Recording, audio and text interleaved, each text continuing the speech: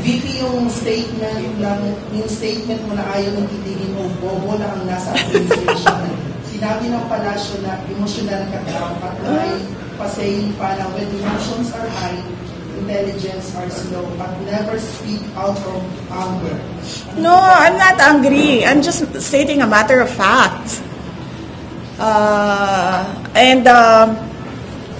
Hindi ako emotional. Nakita niyo naman ako kung paano ako maging emotional. Hindi pa ako umaabot doon. I'm just stating a fact that really kulang-kulang yung brain cells ng mga taong nagsasalita para sa administration.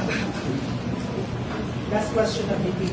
Sinabi ng Malacanang na kung totoo daw ng official business ang mga biyahe mo sa ibang bansa, obligasyon mo daw na magpaliwanag sa bayan kung ano yung naging accomplishment mo dito at kung sino yung nakasama mo sa biyahe at sino-sino rin ang gumasto sa biyahe. Opo, yan yung example ko sa inyo na bobo talaga. 'Di ba? Hindi nga official business yung kasi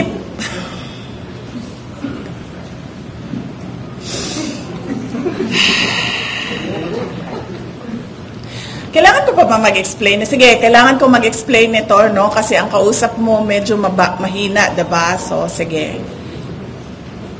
Kapag gumagamit ka ng pera ng gobyerno, yan yung official business. Kapag hindi mo ginagamit yung pera ng gobyerno, mag-leave ka at yan yung personal. Okay? Kapag gumagamit ka ng pera ng gobyerno, official business yan, kailangan mong mag-report. Magsabit ng report. Kapag personal siya at walang gamit ng pera ng gobyerno, hindi mo kailangan mag-report. So, ganun lang yan ka simple na kailangan ko pa i-explain at ito po yung example ko o solid proof na ano ba ibang term ng bobo? Pero yung mas magandang term ng bobo. Iba pa. Ano daw? Sa Bisaya, sa gani, ng bugo gani? Bugo. Ay. Pero sa kuan, sa Bisaya slang, sa ang bugo.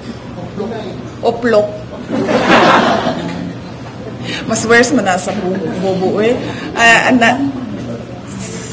Yung medyo maganda pakinggan pero nagsasabi ka pa rin na bobo. Ha? Slow? Slow kasi hindi siya bobo eh, slow. Siya mahina lang, no? Anong pag-iba? Bobo na lang.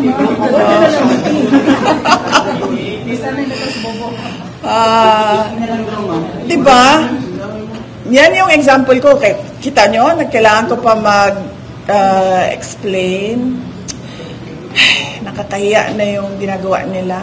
Sa totoo lang, as a Filipino, I am truly embarrassed with what is happening in our country, especially coming from the administration.